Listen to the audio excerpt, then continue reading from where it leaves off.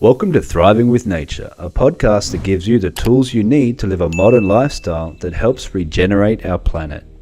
And now your host, Hayley Weatherburn.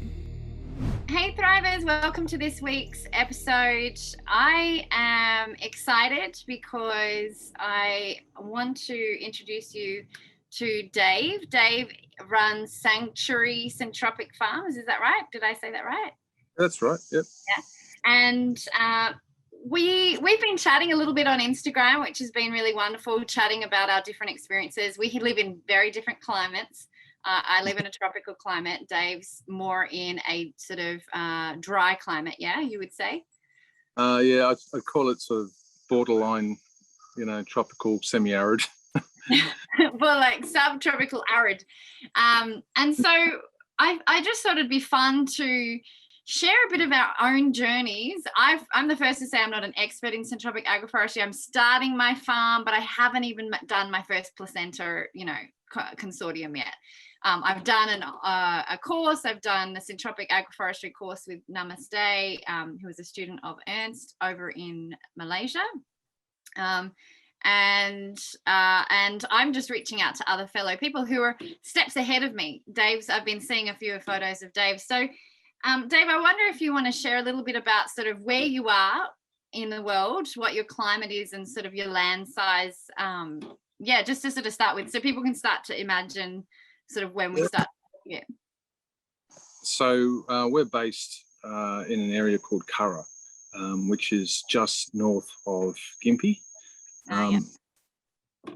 Most places have had a lot of rain. We certainly haven't. We've had in Australia. Just for those who are watching overseas and don't know where that is, it's in Australia. Yeah, in Australia. We've missed out on a lot of the big rains. So the most we've had since the start of the year is about. Fortunately, due to the last few days, we've got a bit more, but it's up around about 80 to 90 millimeters of rain since the start of the year, which is pretty bad. It's less than 10% of our norm.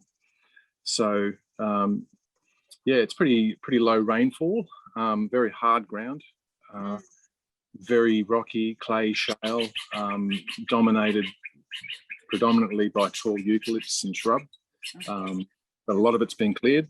So is that by you, or it was cleared before? Well, most of the area was cleared heavily for dairy farming. So as a typical story. So a lot of the tall trees have been left, but a lot of it was quite eroded as well. Very eroded. The erosion, I've never seen anything quite like it before. 2-3 meter gullies and things like that. So we run on about 10 acres. And we've spent the last, I guess you'd call it COVID period of life, building a syntropic farm, and that came about through sort of talking with other people who are doing this sort of thing. And originally we meant to have Scott Hall here to run a course and to implement that along with a group of people coming for the course. But when COVID came in, that all shut down. So it was really left with myself and my partner to go around and do the job that we'd planned to do with a whole bunch of So it's been interesting because you can't do as much at one time in two than you can with a group, and that's something that I think that has been both beneficial to us, but also a big hardship getting through that period. But it's been wonderful. Really, I can't say anything but positive things about it. It's been a great experience. Yeah, that's awesome to to be able to be stuck on the land, is a blessing, I feel, in some ways, to be able to be just right. I have to be in nature right now. That's hard work, but nice for a nature lover. I'm not worried if suddenly the internet died and I had to be forced to be on the land. I definitely feel at all concerned by that. Yeah, exactly. So how did you sort of come across Syntropic Agroforestry? Well, I'm a researcher by, I guess you'd say, by trade. So I originally started in the area I guess it's a strange sort of path towards this, where I started in the area of security, particularly world security.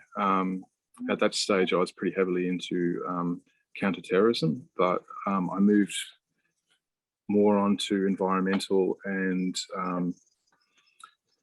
human concerns and civilizational concerns. So I sort of got quite concerned about where we're heading, and looked into making myself self-sustainable, really, and what solutions were out there to unravel this mess that we've created in our culture.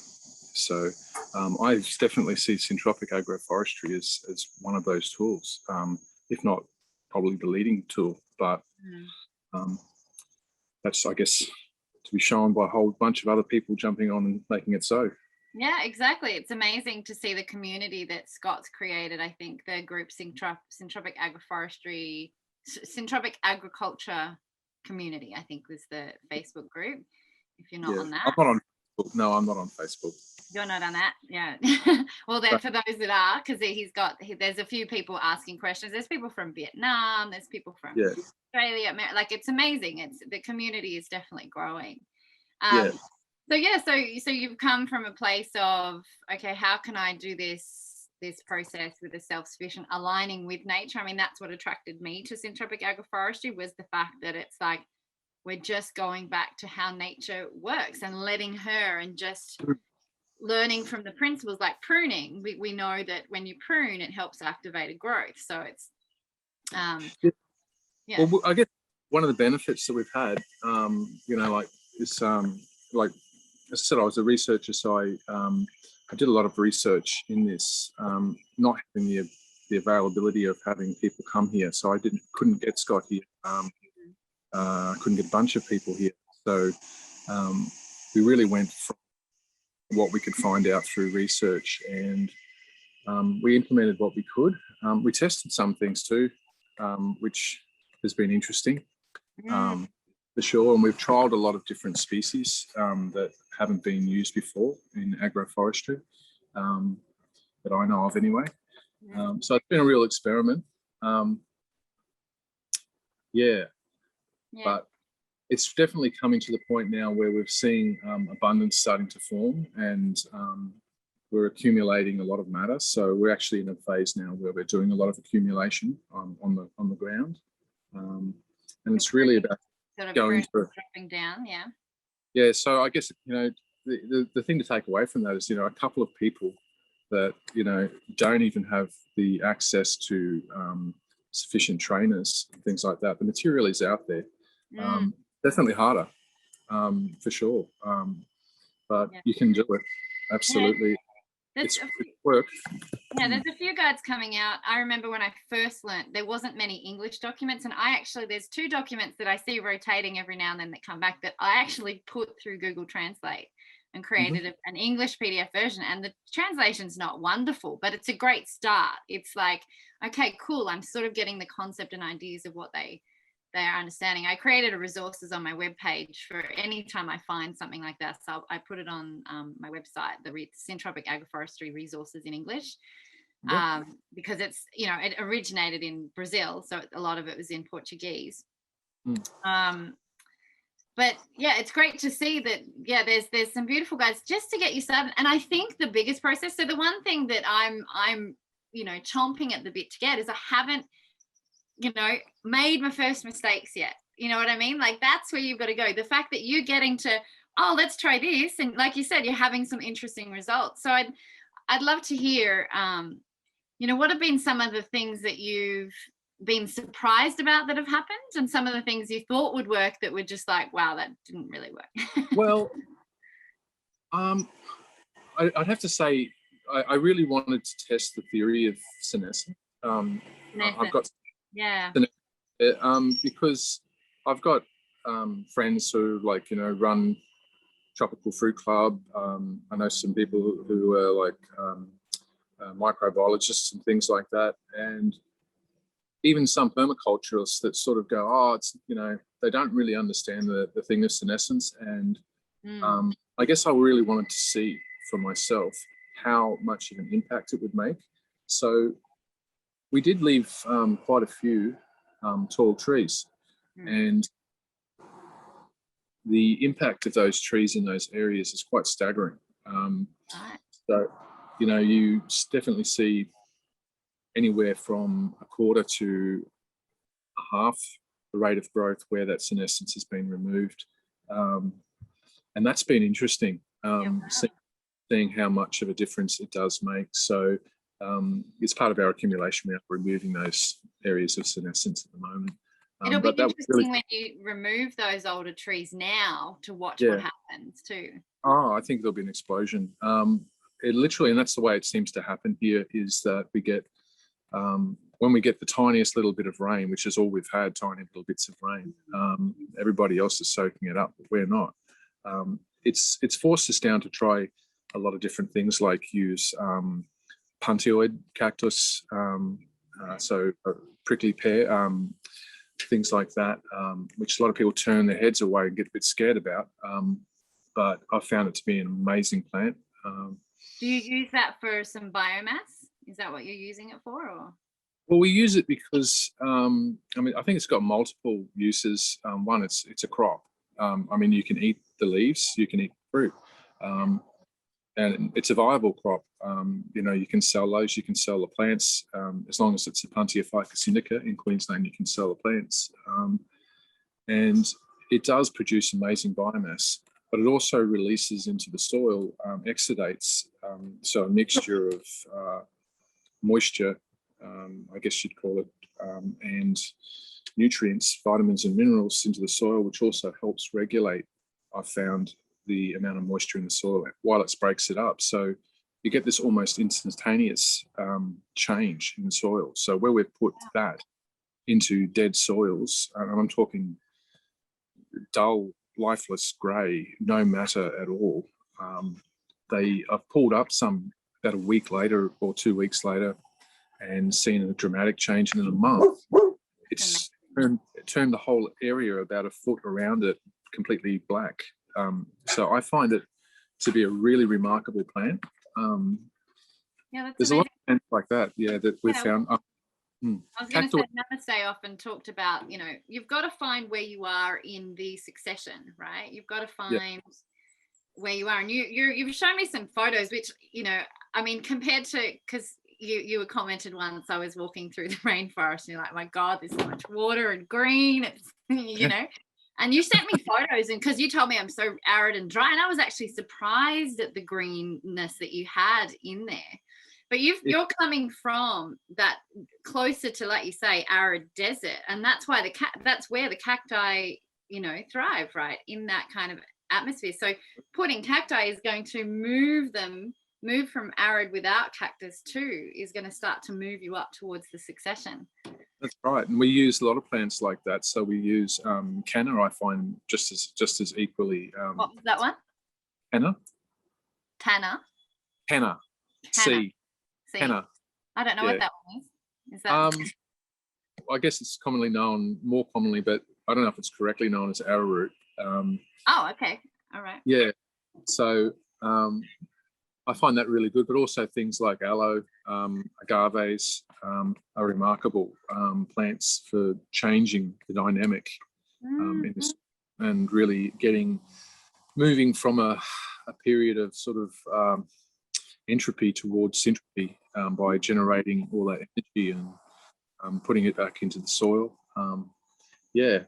I found a lot of those. We've stumbled across some really great ones which I haven't come across so much in agroforestry. We're growing a lot of Senescence cactus species here. So for a lot of people that haven't tried this, which would be the large majority of people in Australia, definitely people in Mexico and places like that know it because it's the largest fruit staple there. So over here, we don't really know about it. And the closest thing would be like dragon fruit. But dragon fruit's considered to be the inferior version. So interesting. Yeah, these are far superior in taste. And that's from the prickly pear, or that's from? No, that's from the Senescence species. We grow about 3 or 4 different. Species. Okay. Yeah. I'm learning lots of things. I think it's the last one's a bit debatable in how it's pronounced, depending who you talk to.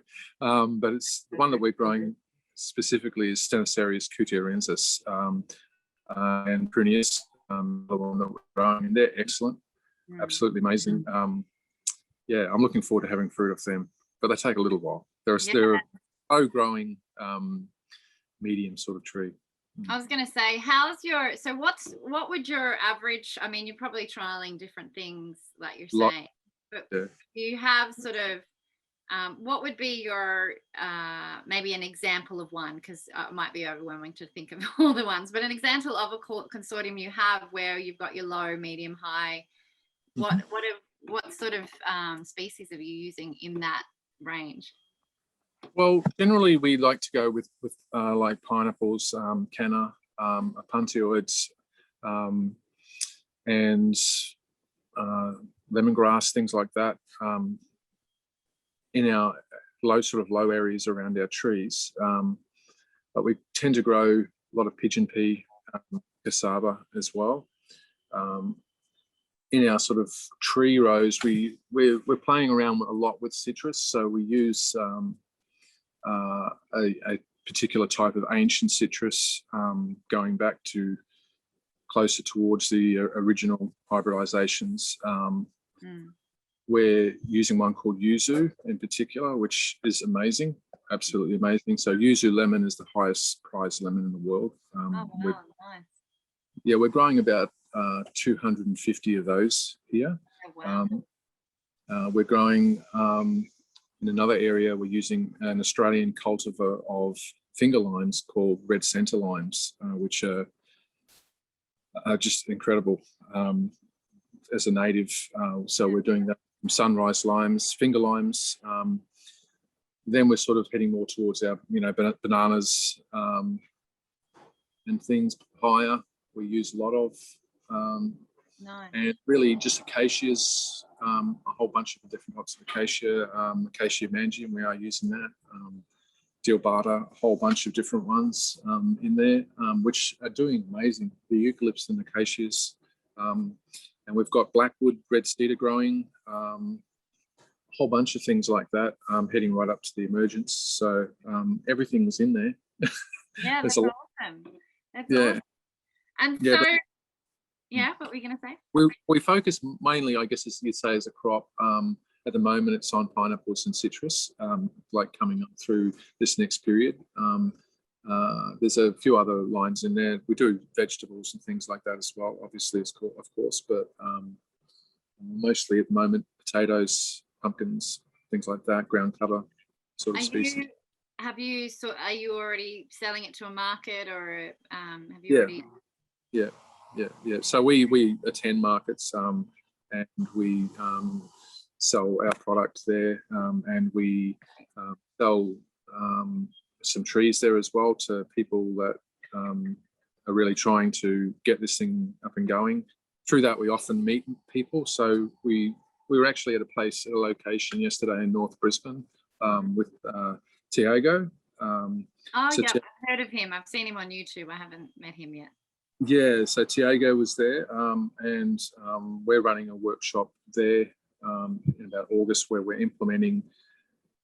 These guys are lucky because they get to get a bunch of people do it with them, but but I mean that's the whole point of this, is to really spread the word. So yeah, we reach out sort of with what we're doing through the markets, and we sell our stuff through the markets, and that way we can help others and build a community and exactly, get this thing moving. Exactly, because the politicians aren't doing anything, Haley. I don't know if you've noticed. I live in Bali. I left politics back there. Oh, you're so lucky. Yeah, you're lucky. But yeah, that's the philosophy for me for thriving with nature, is empowering us as individuals, whether you're as keen as mustard as us and actually getting some land and doing some syntropic agroforestry or regenerative agriculture overall, or finding out about this and going, oh, there's different ways to grow fruit and veggies that are actually healthier because there's no chemicals. It's coming back to nature. I remember looking at one of the lemons on Scott's. I think it was in the video on Scott's property, just going, this lemon just looks amazing. Like, it's just, you can see that it's absorbing the nutrients from the biodiversity. Like, you can just hear how many plants, you can see and imagine that your consortiums are so biodiverse that of course the microbes and things are starting to grow and create an amazing strength in that. And you're being able to start to, even with the little rain, like when people see there's no rain, it's starting to grow some amazing things from what you're doing. So it's how I imagine. Like, I do have a goal. I am building, I'm chosen. Sometimes we choose land or the land chooses us, and I have been drawn here. Sarambuana, where I live, is actually, it means the essence of the universe. And so I have a theory that if I create, I hope somehow it'll ripple out to the universe. But yeah, so did you have this land before? Were you doing farming a different way, or you found out about this and you thought, I'm going to get some land, I'm going to do this? No, I was well, as I said, I was in security, so I was pretty into the university world there with that. But I also ran a business in Brisbane, which it was very successful. It was one of the most successful in the countries in seafood, and it was really there where I guess the combination of looking at the problems in the world and the combination of running a business that was trying to run as ethically as possible in a very unethical industry, that you started to really get concerned. So we moved out of it really as a bit of a protest to the whole thing that was going on there. Big call, especially if your business is successful, you know, that's a big... Well, we did, I mean, we sold things like New Zealand salmon and things like that, which were, you know, they were essentially free-ranging salmons from New Zealand, stuff like that. We went very ethical, but at the same time, I just found the whole industry to be really rife with corruption and greed. And it's really sad because the oceans are dying, and I just didn't feel I was contributing. And my passion was really making a difference. That's why I was in security in the first place, to make a difference. And when you see that what you're doing is great for a capitalist venture, it's not particularly great for the planet, and you want to change that. That's where we went. We went from making a change to being part of a machine that was being destructive to our planet, and made a very firm change to doing something constructive that was changing, you know, in our little part, in our little way, in our little corner of the world, making a difference. And if enough people do that, I believe, then it will make a difference. Exactly. That's my goal. I you know, there's moments where I think, oh my gosh, you know, what's the point? Are we going to make it in time? But I'm actually 80% of the time, I'm like, there's people like yourself. Like, I think everyone at some level do see that, right, my decisions actually make a difference, even if it's a tiny difference, and it has a ripple effect to people around you. And, you know, you may not make that massive leap from shifting businesses, but maybe you're going to start shopping from the farmers markets who are now in the regenerative agriculture way. So I think that's great. Yeah, definitely. Yeah. That should be going on. Absolutely. Yeah. I think markets and places like that should be taking a big part in that change. Exactly. Yeah. What would you say, from starting your Syntropic Agroforestry journey, what's been the biggest learning that you've discovered through it? The level of pain you can endure. I love the brutal honesty. Oh, look, it's, you know, like, I've certainly gone through some injuries doing this. You know, I mean, there's a lot of timber and a lot of things to move, and when it's one person, it's pretty hard. So yeah, I've, you know, suffered some injuries, back injuries and things like that, trying to be Superman when I realise I'm not. I'm Clark Kent. So, yeah, it's been a lot of fun. That's all. And I definitely has been the biggest, when you've gone out there and you've just felt, oh my gosh, this is working? What's been those moments? I don't know if you can describe that. That is definitely the reward. You look out and you just go, particularly when you look back to where it started, and I don't know if I've shown you some of the pictures of where we started, Hayley. But no, I think I've just seen where you're at this point. I haven't seen them before. Yeah, it'd be good to know that. You'd be prepared for some nightmares. It's pretty bad. Like we started on some very, very rough ground. So looking out and seeing that change, and like here we are, and it's we've been through drought for what, 12 or 13 months of the 15, 16 months that it's been implemented from the start, and it's green. It's lush green. It's bright green. It's abundant. It's growing. I mean, it's great because it's teaching me. And I guess, like you said, when the Earth starts teaching you, when you start listening and all those things, when you see the senescence and you see different things and you go, I can change that. I can. It's amazing just watching the change and seeing the ground come alive, and knowing that you're a part of that. I think that's rewarding. It's probably the most rewarding thing in my life, to be honest, maybe outside of having children. Yeah. But that was a punishment too. Exactly. Well, this is the thing. I mean, Mother Nature's always talking to us. She's screaming at us right now in some areas of this globe.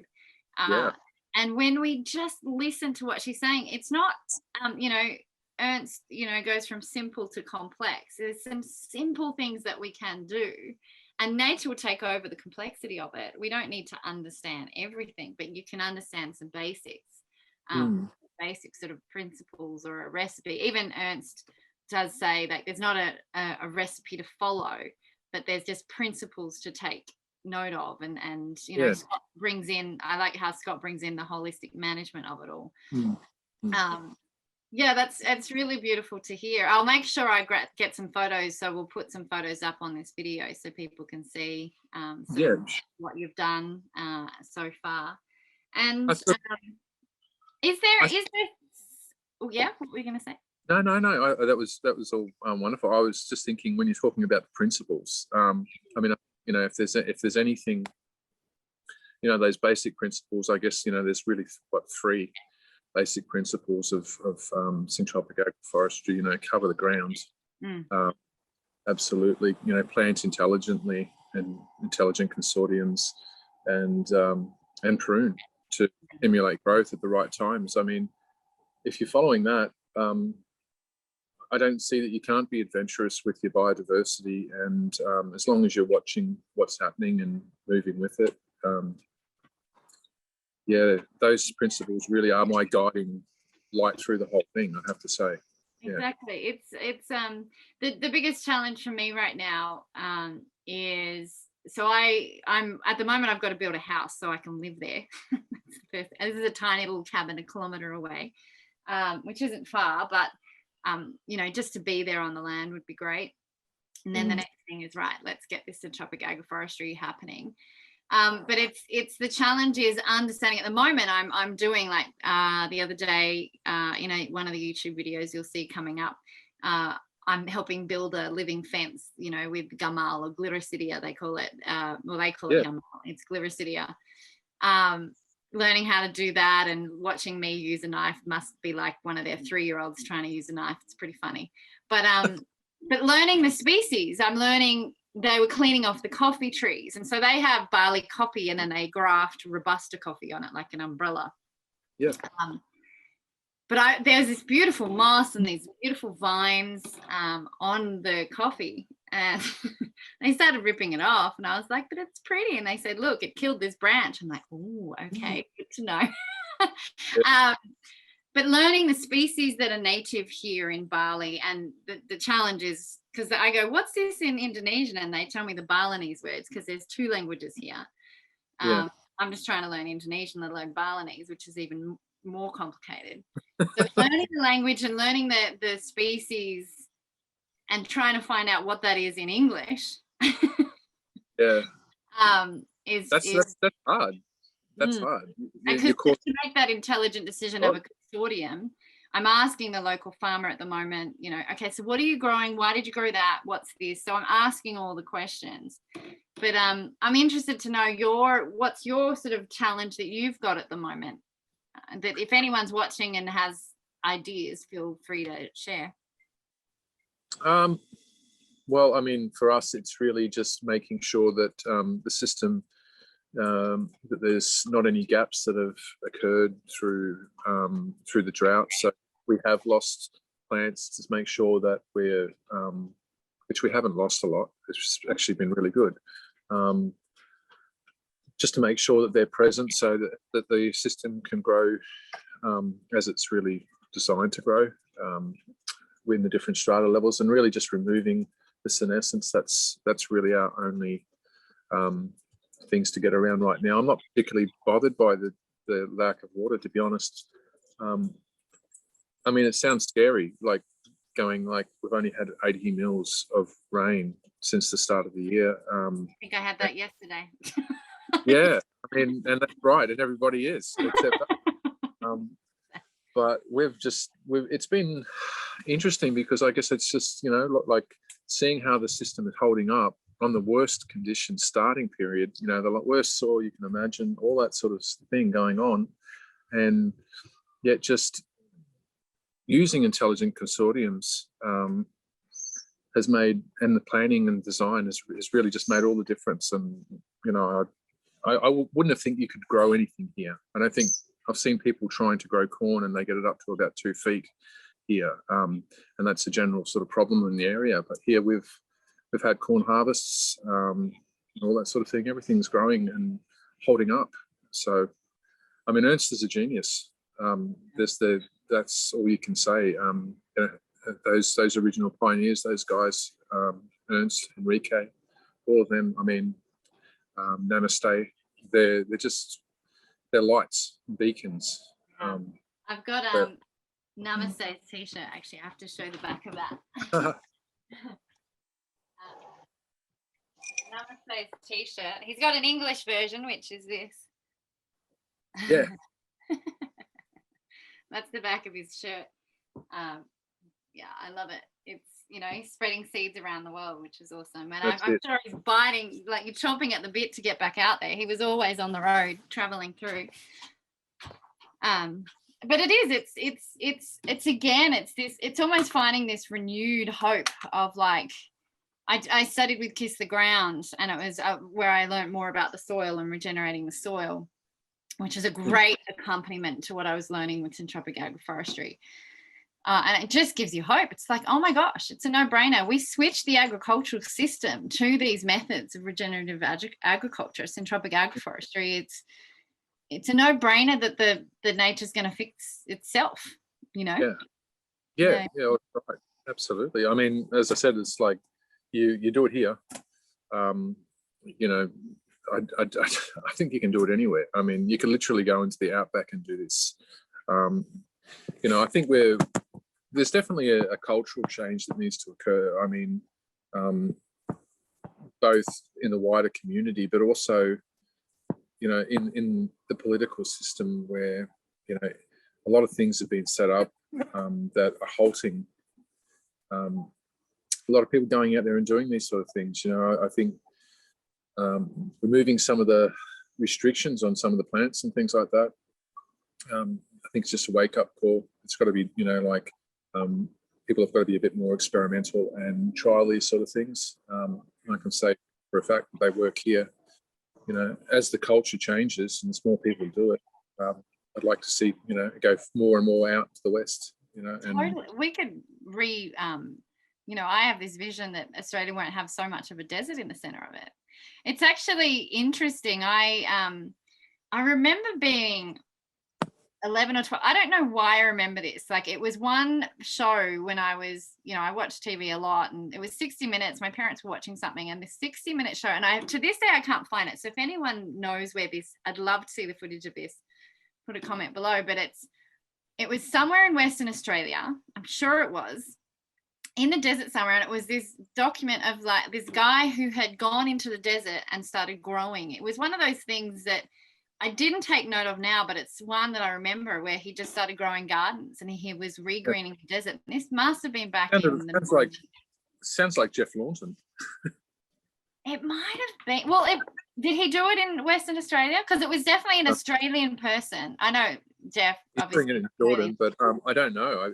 I haven't heard of that one. It was on 60 Minutes or some news thing. It was one tiny little 10-minute news thing. And to this day, I still remember it. And that's before I sort of got into any of this. And I just remembered it recently. But yeah, because I feel that it's really possible. And I mean, Jeff Lawton's a great example of putting culture into, where is it? It's Afghanistan, was it? No, I think it's Jordan. Jordan, yeah, right in the desert. You know, and then there's John Liu, who shows that when China rehabilitated there, it's just amazing what we can do. And all of that, I watched a Bill Gates interview and they showed these big fans that suck carbon out of the air. And I'm like, trees do that probably far more efficiently than a machine that you have to build. Well, that's right. And all the mining and you know, things that go into that as well, which are destroying resources rather than creating them. So it's funny. He's got, I mean, it's interesting. But there's a great video or a little, I'm sure if you Google it, there's a NASA, Kiss the Ground showed us, there was a NASA documentation of like carbon dioxide levels in the atmosphere, and it's the whole planet. Yeah. And I'm going to try and get this right. Over winter, so they're June, July, no, hang on. They're December, January. That sort of, the carbon is insane inside the especially more northern hemisphere, because there's more land mass in the northern hemisphere. And then over April, like March, April, May, the carbon just disappears. Because that's when all of spring and the plants just grow, and they're just sucking and like taking all the carbon and putting it into the soil. Yeah. And it's so obvious that if we just get back into this, it's going to help heal itself. Yeah. There's actually an interesting app. I don't know if you know it, called Earth Now. I don't. Tell me. It's put out by NASA, and you can basically watch the current state of carbon dioxide and things in the atmosphere. They've got a series of satellites there. It's a free app you can just download. It's really quite interesting if you like watching change in the earth. Good changes I like watching. I cry when I see bad changes. Yeah, well, I mean, it's just good to be watching. I think if you don't want to put your head in the sand. Yeah, that's right. I mean, in terms of can we change it, I think guys like, look, I mean, it's a big question. Can we change it? I don't know. I mean, I've read things that have been saying that we're pretty doomed for, some time, that have been going on, 50 years of research saying that, we're about to self-destruct. And then I see guys like Henrique, who goes out and really specializes, there in Brazil, goes out into the semi-arid and turns it into forest in such a short amount of time. I mean, that gives me hope. And I'm one that would have to admit, because I've done so much research in the sort of scenario of the world, and to be honest, that hope had really dwindled, because I had seen so much of what was about to occur, the systems of the world and how they affect our culture and our future. And when I saw this, and when I saw guys like Ernst, it absolutely gave me some hope that we can change. We can do this. I guess that's really what drives me on. Exactly, totally. And I think I only just have to look at a plant. You know how sometimes you look at a plant, you're like, you're gone, you're not alive, I don't know what's happened, I'm really sorry. And then you come back and all of a sudden there's leaves on it or something, and you're just like, there's this essence, this energy that's beyond, like, it goes through transformations. Nature is so resilient that's why I have hope. And we are waking up to, there's companies and businesses that are starting to build, they're starting to take ownership of their waste. They might build a TV or something, but now it's like, okay, I'm building a TV, but what happens to the TV when it's finished? What happens to, starting to take responsibility and thinking ahead. So we are, the worst polluter in the world, Coca Cola is switching to paper bottles, I believe. Amazing. I think they've got a lot to answer for, so they better hurry up. Then they just need to turn their Coca Cola into something that's more whole food and healthy. Absolutely, that's it. Yeah, I don't think that'll be happening as quick. No, yes, that's a whole nother conversation. But yeah, this has been amazing. It's really enlightening. It's just good, I think, for us on the journey, especially with COVID. We're not being able to meet as much, and I'm here in Bali, and I like to meet.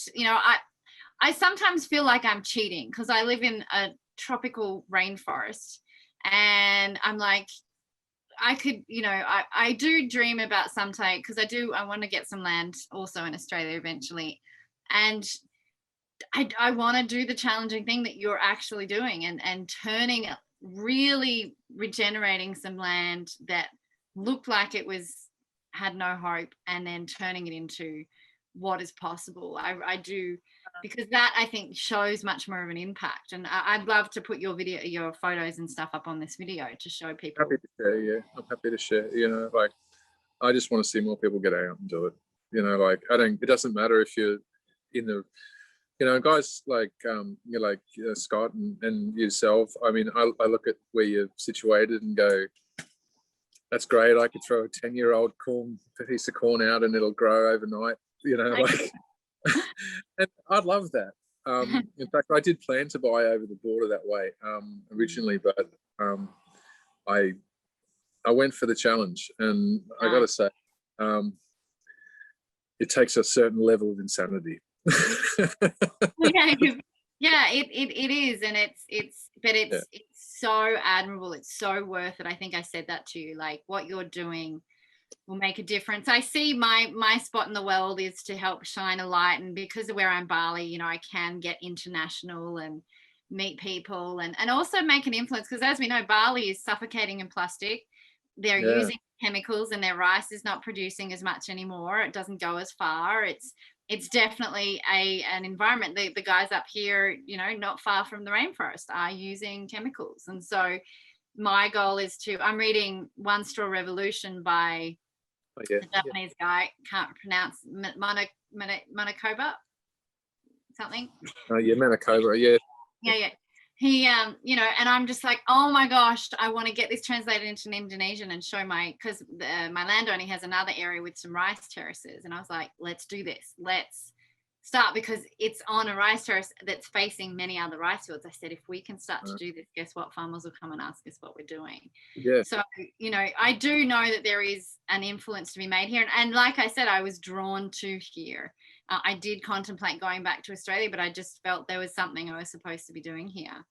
But yeah, what you're doing. You'll be leading the way. I mean, the funny is that I think the funniest thing is like every time I see one of these set up, it doesn't matter if they're reasonably close together. Like, say, a lot of them are grouped down around northern New South Wales, or when you see one like. Now we're talking about having one start up in Brisbane, or just north of Brisbane. Up here, Bali, I mean, they're just spreading. We're a virus and we're not going away. Yeah, this is the virus we want to spread around the world. That's it. Yeah. I mean, it's positive change. I mean, and it's so. I think it's so healing for, really for humanity. Like, what this change is, I mean, there's a lot of separation and things that have come out of civilization or artificial closeness and things like that have made people, I think, quite blocked in their energy and certainly very angry and confused. and lacking direction. And this whole movement towards regeneration and getting back to the earth, I mean, it's very grounding, it's humbling, as well, like, because we realize just how small humanity is, and we can't exist without this system. We're not apart from it, we're just tied to it, Exactly. So it's good. Yeah, it's amazing. It's interesting, the culture here in Bali, farmers are considered low caste, or they'll often, if you've come to Bali, you'll see them wearing jumpers on their bikes because they don't want to go brown, because brown means farmer means poor, it's not, they want to be whiter like us. Here I am, like, trying to tan up in my farmer outfit. But I want to help bring that, because without the farmers, and that's one of the things there's two things that I think have been great about COVID, is the sudden awareness of, like, all of a sudden people getting seeds and growing their own food again. Starting to raise the idea actually growing them too. Some of them actually having some success. Exactly. And the other thing is, for me, I work online, and one of the things I'm interested to see after COVID is potentially the reduction of city offices and people being able to move back to rural, bigger property and land and be more connected with nature, because they can it's now more accepted that you work from home. And so I see this as an opportunity, that if you're thinking about this, get yourself online, find some property. Getting destroyed land is a lot cheaper than getting land that's already, that's a benefit. Yeah. I mean, the other thing as well is, I mean, a lot of people sort of, maybe can't necessarily afford that alone. I mean, there is nothing wrong with people going in and buying as a community. In fact, there's a lot of advantage to it. I mean, Bill Mollison talks about these sort of communities and bioregionalism and things like that. In his books, where you can have communities set up that basically, work together and recreate this. And you can make your own little slice of paradise, even if you don't have the necessarily, the whole funds. If you've got a group of people that are interested, Exactly. That's even better. Don't let it stop you. Don't let money stop you. Don't let that stop you, because you can also go to a farm. A lot of farmers, Aussie farmers, they've got hundreds of acres. And if they're hundreds, if not thousands of acres, you could always go to them and say, hey, do you mind if I had 10 acres and I just experimented with Syntropic? Like, you're really passionate, you don't have the money to do it, but is it okay if I take 10 acres and I do this concept that, and then that there might be some kind of agreement of what you could do. My experience with talking to farmers, and I mean like big farmers with, either cattle farms or predominantly cattle farmers, or some of the, the really set area monocroppers and things like that have been growing like cotton or things like, for so long. They are looking for different things, and they're open to people coming and showing them a better way. They just need to see it. They just need to see it, and that's it. Exactly. Something that Kiss the Ground just brought my attention is also, don't go in and say what you're doing is wrong. Be compassionate. I mean, there's an amazing book, Charles Massey, I think I mentioned it to you, The Call of the Reed Warbler. He wrote this book. He's an Australian farmer in Victoria and drought area, and he was a commercial farmer, chemicals, all that kind of stuff. And his grandson asked him a question, because they were driving past and they were spraying something on one of the farms, and his grandfather said, what are they doing? He said, they're killing all the bad insects or whatever. And the kid said, wouldn't that kill the good stuff too? And it just was a big light bulb moment for him. And he went on this journey. He's been to Africa with Alan Savory and many Australian farmers. And it's, that farmers, it's they only know it a certain way. And like, especially me, a person who's never farmed, I now can say I have a farm, which is exciting. Yeah. But to come and tell them how to do it, it's just like, hey, just wondering how many, one of the questions they said at markets, you can say, how many earthworms do you have in your farm? Because earthworms are a sign that you're starting to really regenerate your soil. When there's no earthworms in a certain area, then that's showing that it's not, it's been dying, or it's not quite where it needs to get to. So it's interesting just having conversations. I'd love to see what you do. Is there some land that I could play on? I've found this new thing that I'd love to experiment with, having just conversations, getting to know them. Yeah. Well, I mean, I guess the other thing as well is, like in Australia, like many countries, like Brazil, where cattle farming has really been the dominant form of farming. A lot of that's changing through a different cultural movement, which is the biggest growing movement, I believe, in the world, which is towards veganism. So, I mean, as those, I guess, markets sort of die out a bit, as resources, as hopefully, through just us thinking more sensibly rather than us going through, times when we've just got animals dying and there's no food or water and things like that. Hopefully we're sensible enough to get to before that stage. But that movement is definitely driving change in farmers. So there's opportunity, for people to go out and talk to people and see what's possible. Like you said, can I have 10 acres or 5 acres or even 2? I mean, that's it. Yeah, it's awesome.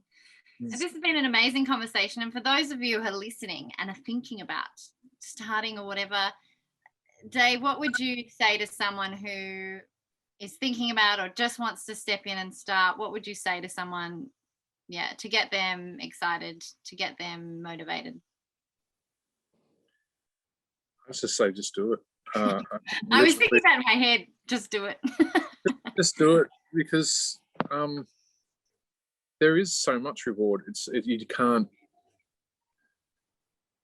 You can't say there's any one thing. I mean, you're moving more and more to be more and more independent and separated from your reliance on society.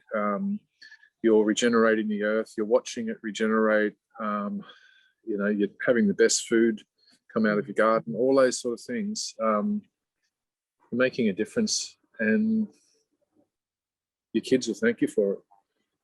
Yeah, that's amazing. I just did an interview with a beautiful Indonesian man, Janur, he started this plastic exchange where people exchange plastic for rice here in Bali, especially with COVID, to help people a lot of villages are poor and things because no one's working. But he said there's a philosophy here, and I'm not going to get the Balinese word right at all, but it had 3 things: connected with source, connected with community, and connected with the environment. And, that's just what you've said. It connects you to source. For me, when I'm in nature, I feel connected to the greater power of whatever it is, whatever you believe in. I just feel part of it. Connected to community, like you said, me meeting you, this has been amazing. Just through Instagram and sharing some videos, we've connected and we're both aligned in this here. So it's starting to get connected to your community. But people who there's a fly, people who don't know about this, just from talking to me, what are you doing up there on the farm? What are you doing? Community, you're starting to connect the people to people. I'm bringing fruit down every week when I talk to my friends, like, who wants papaya? And then you're amazing. Your land is amazing. I know, it's delicious. I wish that was my starting point. That would be so incredible.